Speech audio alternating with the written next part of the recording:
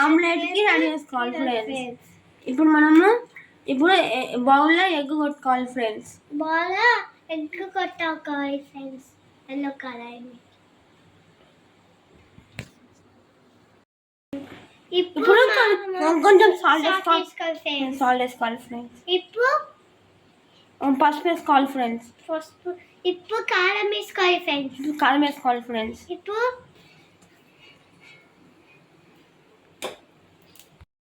పిండి ఇట్లా రౌండ్ గా తిప్పుకోవాలి ఫ్రెండ్స్.